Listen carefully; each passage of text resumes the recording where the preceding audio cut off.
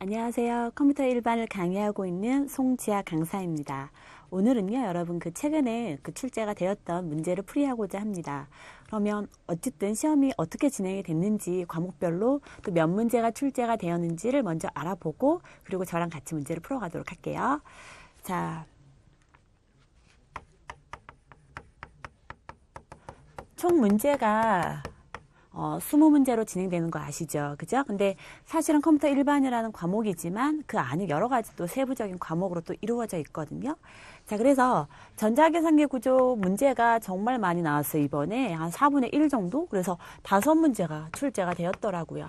그래서 요 부분 꼭 주의하셔서 공부를 하셨으면 좋겠고요. 그 다음에 데이터베이스 내지는 그 자료구조라는 과목이 있었죠, 여러분? 거기에서는 3문제가 출제가 되었고요. 그 다음에 소프트웨어 공학 이라는 과목에서는 4문제가 출제가 되었고요. 그 다음에 운영체제라는 부분에 대해서는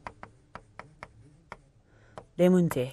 그죠? 그리고 데이터 통신이라는 문제에 대해서는 2문제. 그 다음에 C 언어에서 1문제가 출제가 되었고요. 그 다음에 마지막 엑셀에 대해서 1문제가 출제가 되었더라고요.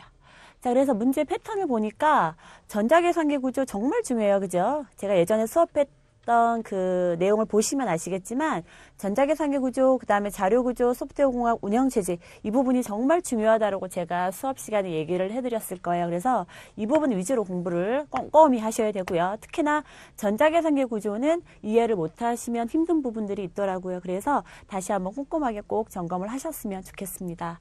자, 그리고 데이터 통신에 대해서 2문제 나왔고요. 그 다음에 C 언어에서 딱 1문제가 나왔더라고요. 이번에는 자바 문제는 안 나오고 C 언어 문제만 출제가 된 것 같습니다. 그리고 마지막에 함수 1문제가 엑셀에서 등장을 했더라고요. 그래서 이런 패턴이니까 나름대로 여러분들이 우선순위를 정하셔서 꼼꼼하게 공부를 하셨으면 좋겠습니다. 그러면 지금부터 문제풀이를 하도록 하겠습니다.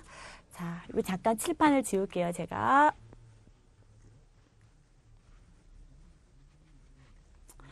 자, 1번 문제를 보면요. 컴퓨터 용어에 대한 설명으로 옳지 않은 것은 그랬어요. 틀린 것을 골라라 그런 문제입니다. 그죠? 자, 보기를 보니까 1번에 MIPS라는 단어가 등장을 하네요. 자, 보세요. MIPS라는 단어가 어떤 뜻인지. 자, M이라는 거는 밀리언의 뜻이에요. 그래서 여러분도 아시겠지만 100만 개다라고 생각하시면 되고요. 그 다음에 I라는 단어는 뭐냐면 instruction. 그래서 우리가 보통 전산에서는 명령어라고 얘기를 합니다. 그래서 100만 개의 명령어, 그죠?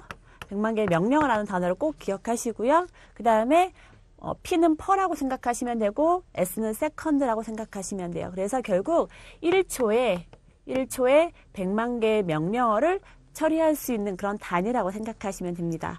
자, 그래서 1번 문제는 맞네요. 그죠? MIPS는 1초당 100만 개의 명령어를 처리한다는 뜻이다 라는 거 맞고, 그 다음에 문제 1번 같은 경우는 2번이 틀렸더라고요. 자, 2번 같은 경우는 어디가 틀렸냐면 SRAM이라는 단어가 등장을 하고 있어요. 그죠? 자, SRAM은 우리가 뭐냐? 보통 주기억 장치 중에 하나고요. 물론 이제 주기억 장치로 주로 사용하는 건 아니지만 여러분 들어보셨을 거예요. 캐시 메모리라는 이런 용도로 사용하는 그 기억 장치가 SRAM인데 얘는요. 전원이 꺼지면 내용이 싹 다 지워져요. 클리어가 돼요. 그리고 전원이 들어오는 순간 다시 새롭게 세팅을 하거든요. 그래서 실제 자료를 보존할 수 있는 게 아니라 자료를 보존을 못해요. 그래서 이런 메모리를 뭐라고 하냐면 우리가 휘발성 메모리라고 얘기를 합니다. 그죠? 보통 우리가 말하는 주기억 장치 있죠, 여러분. 그거는 이제 SRAM이나 DRAM을 얘기하는 거고요. SRAM이나 DRAM 같은 경우는 휘발성이다라는 거 알아두시고, 그 다음에 여러분이 아는 뭐 하드디스크 계열 있죠? C 드라이브나 뭐 D 드라이브 이런 거, 그죠? 이런 것들은 비휘발성이라고 생각을 하시면 돼요. 그래서 여러분들이 저장만 잘하면 컴퓨터에 계속 연구 보존할 수 있는 거죠. 그런 것들은 비휘발성이고요. 그리고 전원을 껐다 켰을 때 내용이 지워진다 그러면 휘발성이라고 생각하시면 됩니다. 자, 그럼 2번이 틀린 거죠. 어디가 틀렸냐면 계속 보존할 수 있는 기억장치다가 아니라 계속 보존할 수 없는 기억장치라고 해주시면 되는 거예요.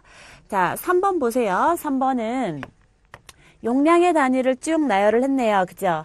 킬로바이트부터 시작해서 킬로바이트, 메가바이트, 그 다음에 기가바이트, 그 다음에 테라바이트, 페타바이트 이런 식으로 되어 있거든요. 얘네들은 무슨 단위냐면 기억 용량 단위예요, 여러분.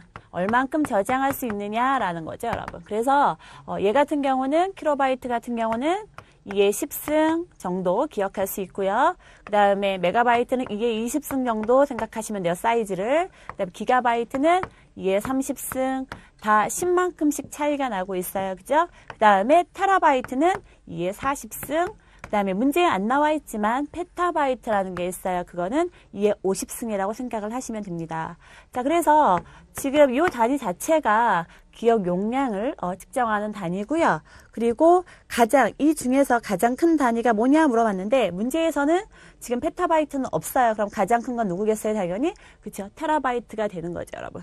자, 그래서 3번은 맞는 설명이고요. 그다음에 마지막 4번은 어떤 단어들이 나오냐면 SSI, 그 다음에 MSI, 그 다음에 LSI, 마지막 VLSI라는 단위가 나오고 있어요. 이거는 우리가 보통 게이트라고 얘기를 하는데요.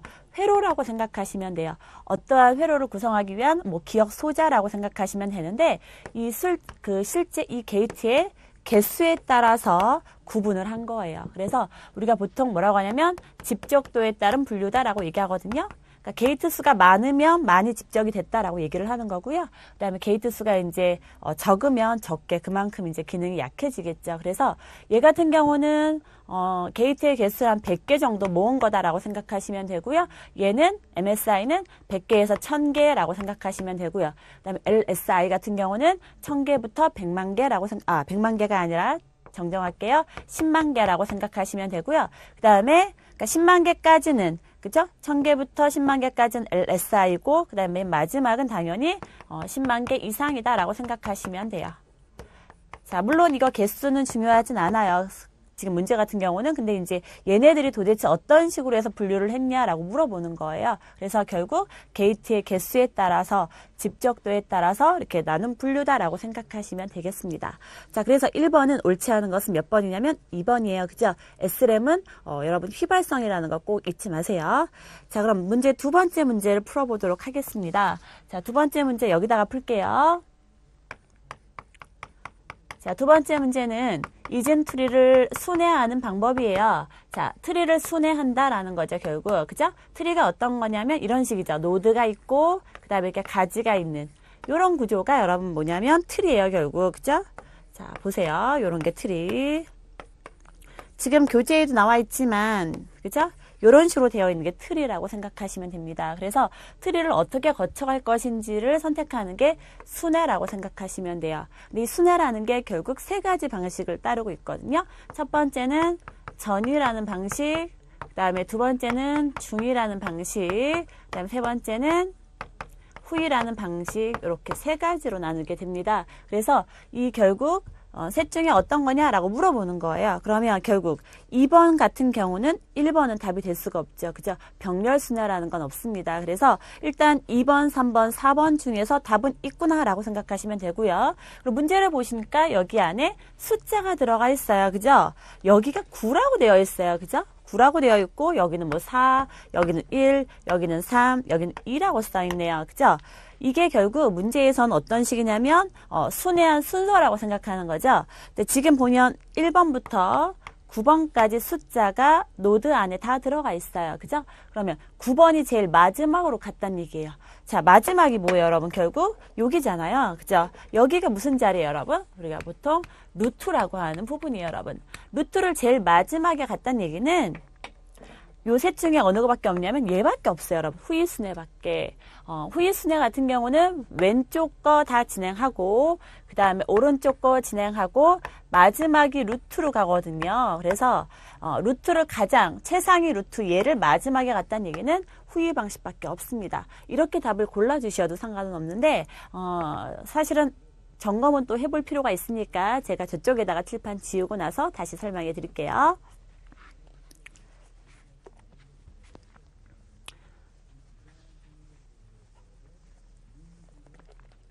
자, 일단 기본적인 구조부터 한번 보세요. 자, 여기가 A, 여기가 B, 여기가 C라고 할게요. 자, 이거는 우리가 보통 루트라고 얘기를 하고요. 이쪽은 루트를 기준으로 해서 왼쪽에 있다 해서 레프트, 여기는 라이트라고 생각하시면 돼요. 자, 아까 트리에 순회하는 방법이 세 가지가 있었어요. 그죠? 전이, 중이, 후이. 이렇게 세 가지가 있었어요. 자, 전이 같은 경우는 루트를 먼저 가는 거예요. 그리고 왼쪽, 오른쪽 이렇게 진행되는 거고, 중이는 가운데 있다 해서 왼쪽 거 먼저 하고 그 다음에 루트 부분 처리하고 오른쪽 부분 처리하는 개념.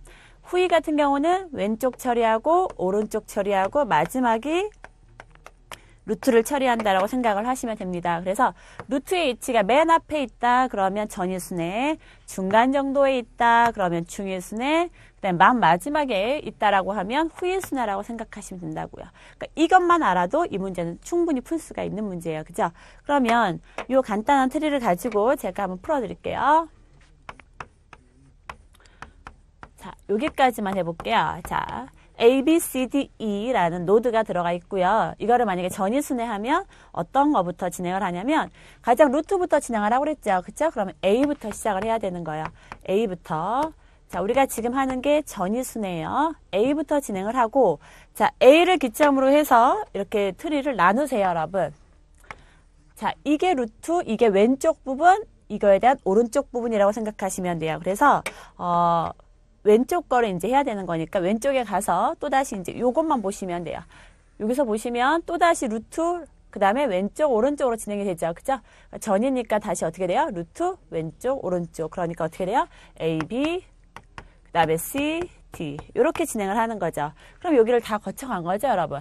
왼쪽 거 끝났으니까 이제 마지막 오른쪽만 해결하면 되는데 오른쪽에는 노드가 두 개밖에 없어요. 그죠? 자, 전이순회 다시 한번 기억하시고, 자, 루트, 왼쪽 없죠? 왼쪽은 없으니까 넘어가고 오른쪽 이렇게 지나가면 돼요. 방향이 이렇게 되는 거죠. 이렇게. 그러니까 결국 C를 순회하고 C가 잠깐만요.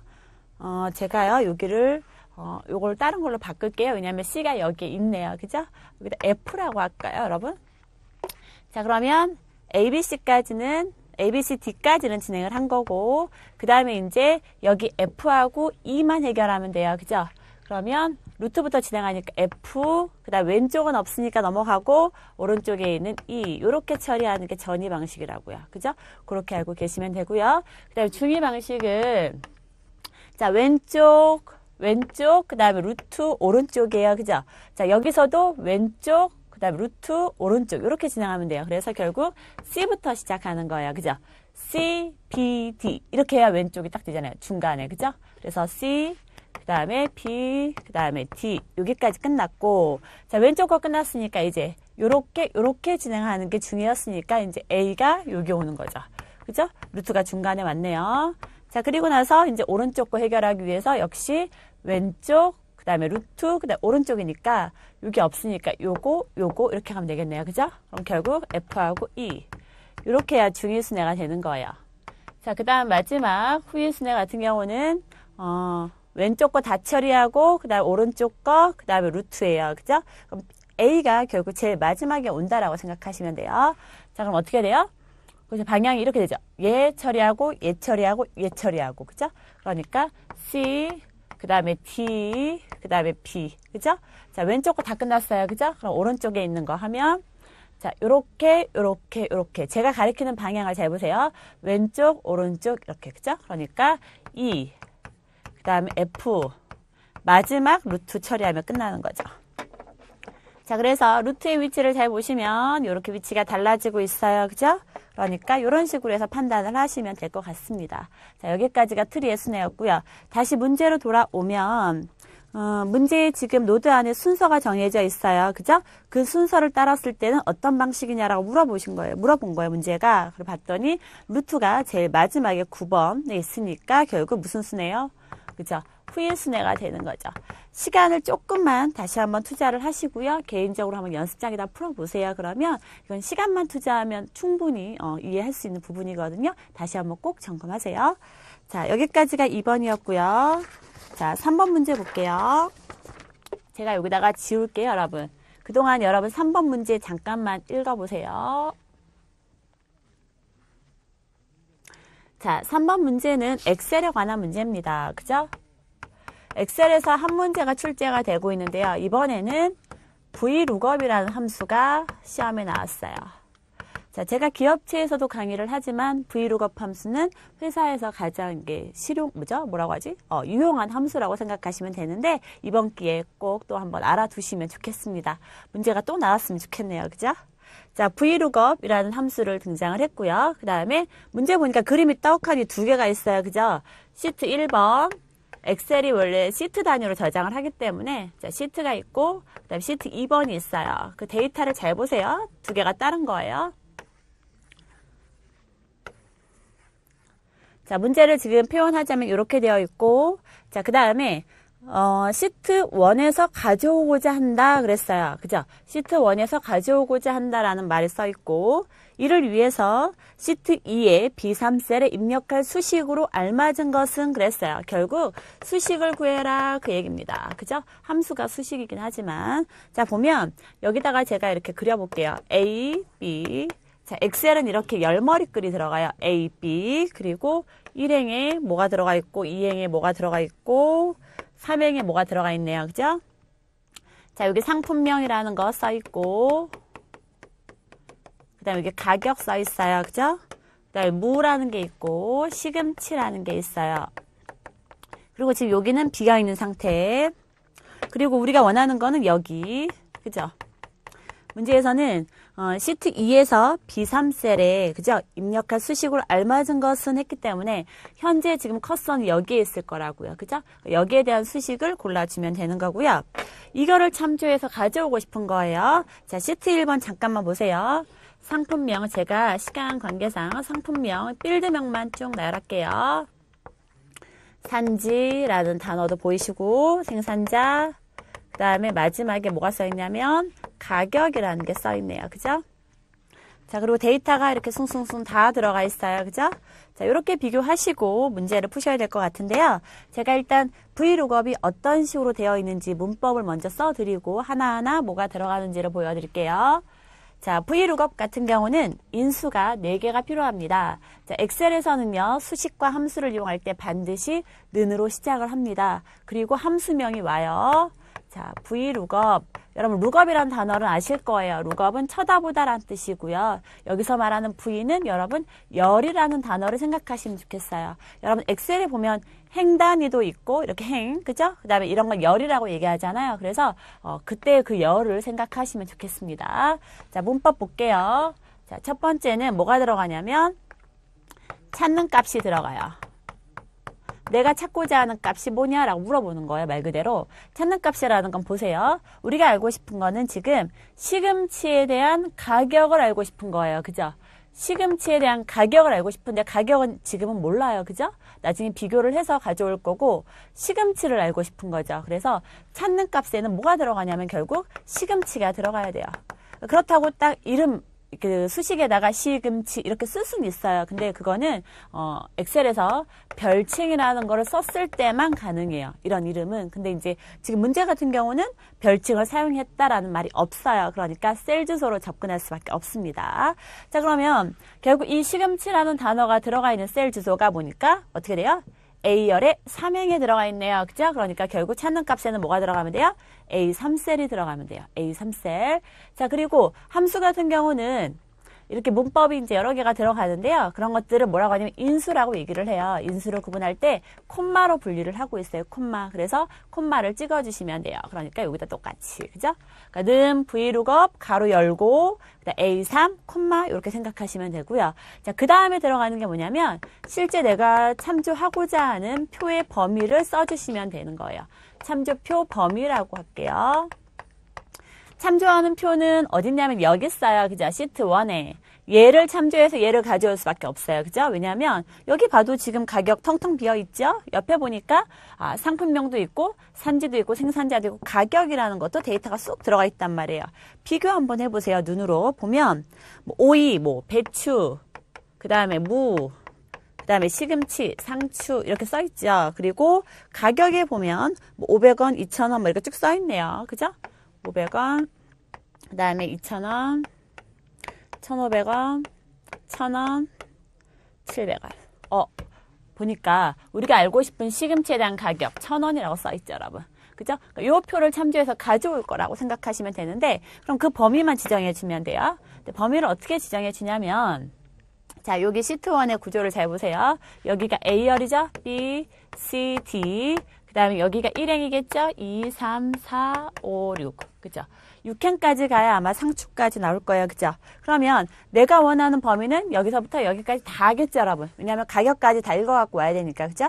그럼 결국 A1셀부터, 그죠? A1셀부터 땡땡. 엑셀에서는 시작 범위, 그 다음에 땡땡, 끝범위 이렇게 붙여주거든요. 자, 그래서 A1부터 시작해서 어디까지? 그쵸? 눈으로 따라가셨죠? D6셀까지예요. 그죠? 그러니까 D6셀까지 이렇게 가져올 수 있는 거예요. 이렇게 가져올 수 있고요. 또는 여기 보이는 요 필드명 있죠, 여러분. 요런 걸 필드명이라고 하는데 요거를 제외해도 상관없어요. 왜냐하면 어차피 열 단위로 가져오거든요. 그래서 얘는 크게 좌우하지 않고요. 값은 또 알아서 내부적으로도 자동 비교가 됩니다. 그래서 사실은 요거를 제외해도 상관없어요. 그래서 결국 셀 범위를 어떻게 잡아도 돼요? A1부터 안 해도 된다는 얘기죠. A 어디부터? 2부터. 그죠? A2부터 어디까지? D6까지 해도 맞는 답이에요. 그죠? 요렇게 해도 식은 제대로 되고요. 요렇게 해도 정답이 되거든요. 그래서 범위는 필드명을 포함할 수 있고 안 해도 상관없구나라고 생각하시면 되고요. 자, 여기까지가 참조표의 범위라고 생각하시면 되고요. 그러니까 결국 시금치에 대한 가격을 요 범위에서 가져와라 그 얘기죠. 자, 근데 그 다음에 들어가는 게 뭐냐면 여러분이 찍고 싶은 열을 가져오시면 돼요. 여러분 뭘 알고 싶은 거예요? 그쵸? 가격을 알고 싶은 거죠. 누구의 가격? 시금치에 대한 가격. 자, 그러면 요 가격이 요 부분이에요. 요 부분에서 시금치에 해당하는 요 1,000원만 가져오고 싶은 거잖아요. 그죠? 자, 그러면 열 번호는 어떻게 붙이냐면 앞에서부터 붙이는 거예요. 여러분이 범위를 여기서부터 시작하든 여기서부터 시작하든 어쨌든 내가 원하는 시작 부분이 있죠, 여러분. 요 시작 범위부터 끝 범위까지 이렇게 범위가 지정이 되는데 열은 앞에서부터 1번, 2번, 3번, 4번 이렇게 숫자로 진행하면 돼요. 그럼 결국 여러분들이 알고 싶은 거는 여기다 가격을 찍고 싶은 거예요. 이 가격이 몇 번째 열에 해당이 돼요? 그렇죠. 네 번째 열에 해당이 되는 거예요. 그래서 1번, 2번, 3번, 4번. 그러니까 열 번호가 몇 번이 들어가겠어요? 우리는 그렇죠. 4번이 들어가면 되는 겁니다. 자, 그리고 마지막에 이제 뭐가 들어가냐면 옵션이 들어가요. 옵션은 어떤 게 들어갈 수 있냐면 true가 들어갈 수도 있고요. true, 그 다음에 false 둘 중에 하나가 들어가는데 만약에 정확하게 값이 일치가 된다 그러면 0을 입력하시면 되고요. false에 해당하는 게 0이거든요. 그리고 그 값이 약간 비스무리하다 그러면 1 또는 true 둘 중에 하나 입력하시면 돼요. 자, 여기서 지금 제가 얘기하는 게 뭐냐면 여러분 보세요. 상품명을 잘 보세요. 무, 우, 그 다음에 시금치. 여기에 보니까 무, 우, 시금치 딱 떨어지죠. 그죠? 정확하게 일치가 되고 있어요. 그래서 그 값이 여기서 원하는 값이 여기에 똑같이 있잖아요. 그러면 어떻게 돼요? 정확히 일치하는 거다라고 생각을 하셔서 뭘 집어넣으면 돼요? 그죠? 0을 집어넣으면 돼요. 그래서 정확히 일치할 때다, 정확히 일치한다 그러면 0을 집어넣으시고 약간 비스무리하다 그러면 1로 집어넣으면 되는데 문자 같은 경우는 별 의미 없고요. 1을 사용할 때는 보통 숫자일 때 많이 써요. 숫자일 때. 어떤 경우냐면 이런 경우예요.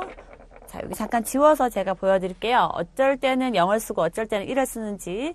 자, 지금 같은 경우는 무하고 시금치가 딱 1대1 매칭이 되니까 정확하게 일치하는 거니까 0이라고 쓴 거고요.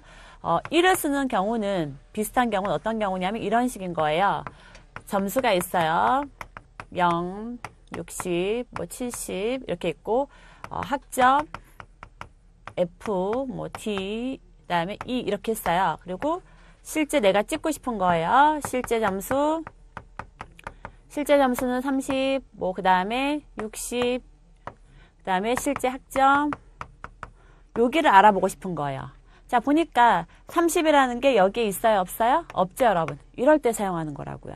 30 같은 경우는 여기에 없지만 뭘로 찍히냐면 결국 0이라고 찍힐 거예요, 아마. 0이 아니라 여기에 30이 들어가 있잖아요. 그러면 여기에 범위를 잘 보세요. 0, 60, 70 되어 있죠. 그러면 결국 얘 같은 경우는 0부터 59까지의 점수가 들어오면 F라고 찍어주는 거고요. 얘는 60부터 69. 그리고 얘 같은 경우는 70 이상이라고 생각하시면 돼요. 이렇게 비교를 한다고요. 그래서 30은 여기에 포함되는 거잖아요. 그죠? 여기에 포함되는 거니까 여기엔 F가 나오도록 유도하는 거고 얘는 60이 딱 들어가 있네요. 그죠? 그러니까 뭐가 찍혀요? D라고 찍히는 거라고요. 그러니까 이럴 때는 여러분 옵션에다가 1을 지정해주면 사실은 똑같이 매칭되는 게 없어서 에러를 뿌리는 게 아니라 이와 비슷한 거. 그죠? 얘가 30이니까, 그죠? 얘보다는 작은 거잖아요? 그러니까 여기에 있는 값을 찍어내고 싶다. 그럴 때 사용하는 게, 옵션에서 뭐예요? 1이라고 생각하시면 돼요. 근데 지금은 무하고 시금치가 딱 똑같이 떨어지니까 정확히 일치하는 거니까 0이라고 해주시면 되는 겁니다. 자, 그러면 여기까지 문제풀이를 끝냈네요. 그죠? 그럼 3번은 답이 뭐가 되냐면, 그죠? 3번이 되는 거죠. 그죠? 그렇게 확인을 다시 한번 해보시면 좋겠습니다. 자, 그러면 문제 4번을 진행하도록 할게요. 자, 문제 4번 같은 경우는 소프트웨어 공학에 대한 문제입니다. 그래서 결합도라는 말과 응집도라는 말이 나오고 있네요. 결합도가 뭔지, 응집도가 뭔지 한번 설명해 드릴게요.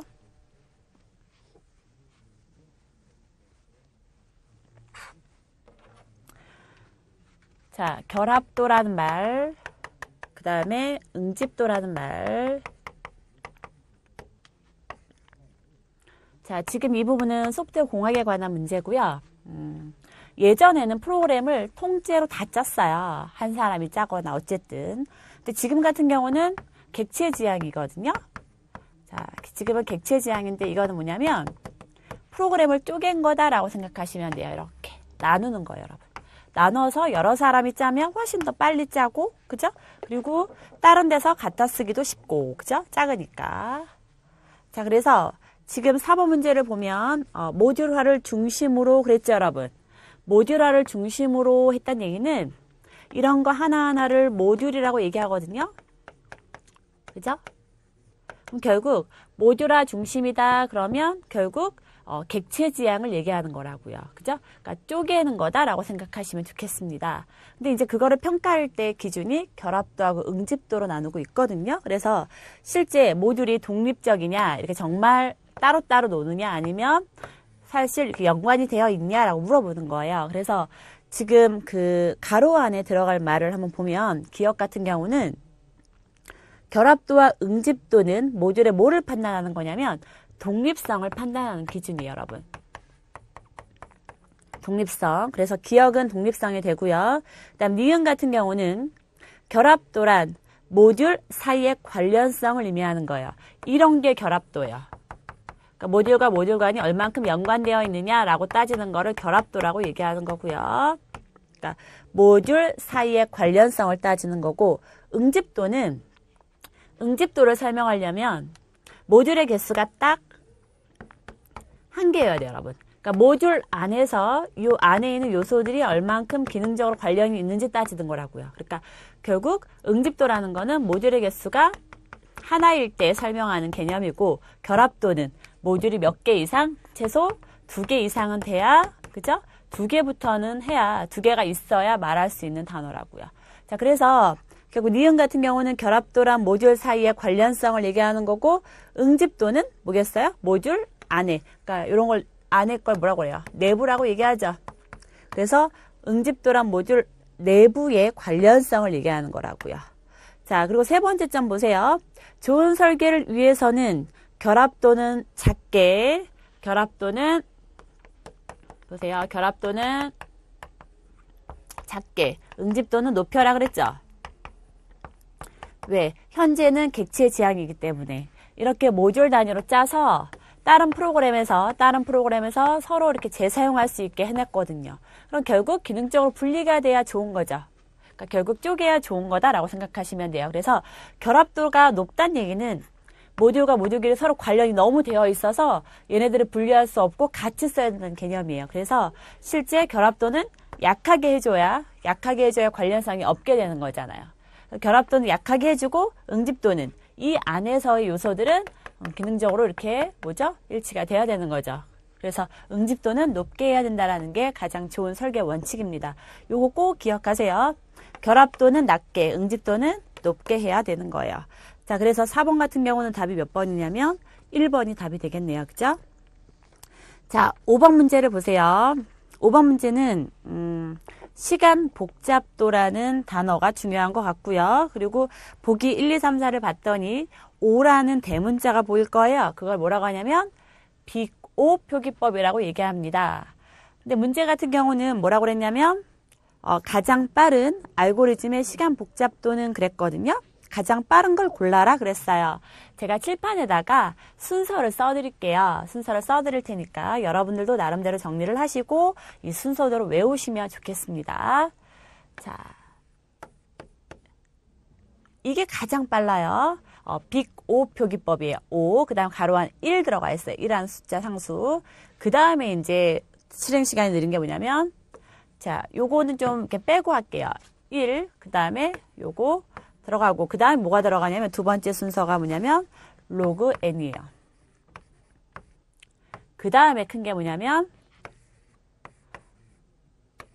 그 다음에,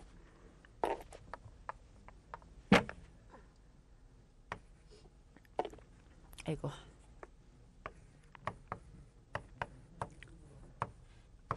이렇게 돼요. 여기까지만 기억하셔도 사실은 상관없는데, 지금 오른쪽으로 갈수록 실행 시간이 느리다라고 생각하시면 돼요. 커지는 거니까 시간이 더 그만큼 많이 걸린다라고 생각하시면 돼요. 그러니까 가장 좋은 건 뭐예요, 여러분? 얘가 가장 빠른 거예요. 그죠? 가장 빠르다라고 생각하시면 되고, 그 다음 두 번째로 빠른 게 로그 n, 그 다음에 빠른 게 n, 그 다음에 n 로그 n 이렇게 되어 있는 거고요. 나머지도 그냥 할게요. 자, 요거는 생략할게요. n의 제곱, 그 다음에 n의 세제곱, 그 다음에 2의 n승, 그 다음에 n 팩토리얼, 마지막 하나 더 할게요. n의 n승. 그러니까 얘가 가장 속도가 느린 거죠, 여러분. 그러니까 이런 식으로 쭉 나열하는 거라고 생각하시면 되는데, 왼쪽이 가장 빠르고 뒤로 갈수록 실행 시간이 느리다라고 생각하시면 돼요. 자, 그럼 문제 같은 경우는 몇 번이 답이 되겠어요? 2번이 답이 되겠네요. 그죠? 지금 문제 같은 경우는 n 하고요. 그 다음에 로그 n, 그 다음에 n 로그 n, 그 다음에 n의 제곱 이렇게 보기에서 제시했거든요. 이 중에서 가장 빠른 건 누구겠어요? 보니까 1은 없어요. 그죠? 그 다음에 존재하는 게 뭐예요, 여러분? 로그 n이죠? 그죠? 그러니까 얘가 두 번, 뭐죠? 제일 빠르네요, 여기서는. 그래서 답은 2번이라고 생각하시면 좋겠습니다. 요거 순서 기억하셨으면 좋겠어요. 이해를 꼭 안 하셔도 되지만, 암기는 꼭 하셨으면 좋겠거든요. 특히나 얘네 세 개의 순서, 여기까지는 꼭 기억하세요. 그리고 나서는 약간 비슷하게 나타나잖아요. 그죠? 여기까지 나온 적은 없고, 자, 요 순서를 꼭 기억하세요. 그리고 얘가 제일 빠르다라는 거 잊지 마세요. 기호가 이렇게 되어 있어서 얘가 실행 시간이 가장 빠르다가 아니라 뒤로 갈수록 그 실행 시간의 값이 커지는 거예요. 그러니까 어차피 시간 단축하는 게 제일 중요한 거니까 시간 절약하는 게 제일 좋은 거잖아요. 그러니까 얘가 가장 빠르다라고 생각하시면 좋겠습니다. 자, 그 다음에 이제 6번 문제 한번 풀어볼게요. 자, 6번 문제 같은 경우는 페이지 적중률을 알아보고 싶은 거예요. 그리고 LRU 알고리즘을 이용해서 페이지 적중률이 얼마인지를 알아보고 싶은 거예요. 자, 요거 한번 풀어볼게요.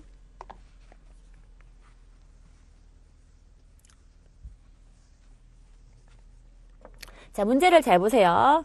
자, 8개의 페이지가 존재한다라고 얘기했어요. 하지만 4개의 페이지 프레임이 할당되어 있고 그랬어요. 그러면 우리가 사용할 수가 없는 거예요. 그래서 결국 8개에서 4개를 빼세요. 그럼 결국 몇 개만 남아요? 그쵸? 4개만 남아요. 그죠? 4개만 이용할 수 있다라는 거 알아두시고. 근데 문제에 보면 보기 안에 숫자가 쭉 들어가 있네요. 그죠?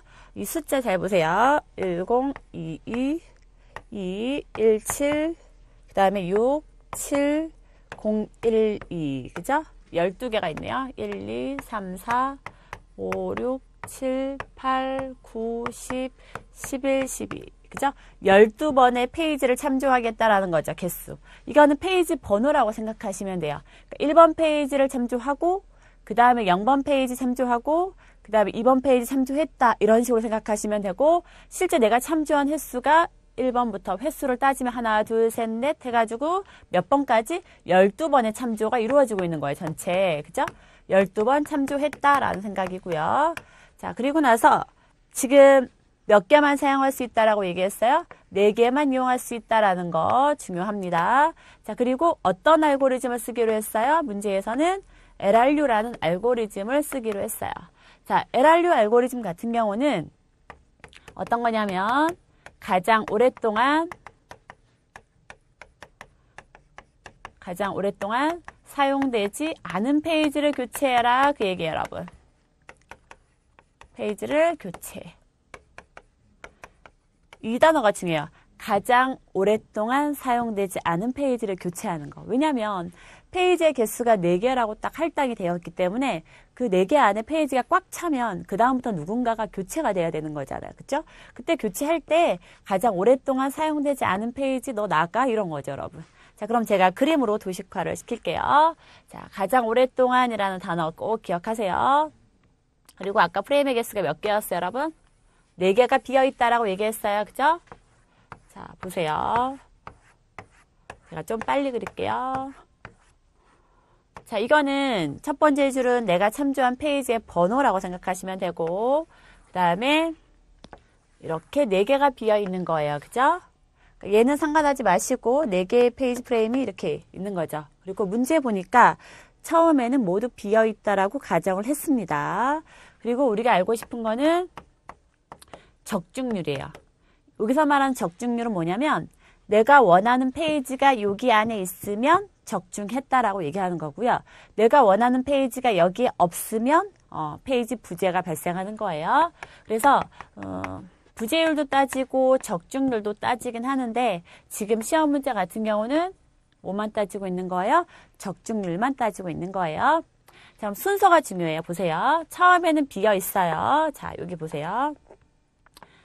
처음에는 비어있다라고 가정을 한번 해볼게요. 이렇게 4개가 통째로 비어있어요. 아무것도 없어요. 자, 근데 내가 1번 페이지가 있는지 찾아보는 거죠. 1번 페이지를 쭉 봤더니 여기 보니까 아무것도 없어요. 그죠? 그러면 페이지 부재가 발생한 거라고요. 그죠? 자, 그래서 일단 페이지가 있는지 페이지 유무부터 체크를 하시고 페이지 유무를 체크한 다음에 두 번째로 해야 될 게 없으면 삽입하는 거예요. 삽입하다가 만약에 4개가 꽉 차면 그때서야 뭐가 이루어져요? 교체가 이루어지는 거고 그때 사용하는 알고리즘은 요거 그 다음에 가장 오랫동안 사용되지 않은 페이지를 교체한다라고 생각하시면 돼요. 자, 그러면 지금부터 쭉 한번 해볼게요. 자, 1번 페이지가 처음에 없어요. 그죠? 없으니까 페이지 부재가 발생했어요. 그죠? 페이지 부재가 발생한 거는 제가 V자로 표시를 할게요. 그리고 해당하는 페이지가 있으면 동그라미 칠게요. 자, 1번 페이지 원래 있어요? 없어요? 없어요. 텅 비어 있으니까. 없으니까 부재 발생 한번 했고 그 다음에 페이지를 이렇게 삽입하시면 돼요. 자, 그리고 나서 두 번째 페이지를 참조하려고 해요. 0번 페이지를 참조하고 싶은데 여기 보니까 0 있어요? 없어요? 없어요. 그죠? 페이지 부재 또 한번 발생하고 이제 0을 또 삽입하시면 되는데 이거 원래 있었죠? 그 다음에 이제 여기다 0을 삽입하는 거예요.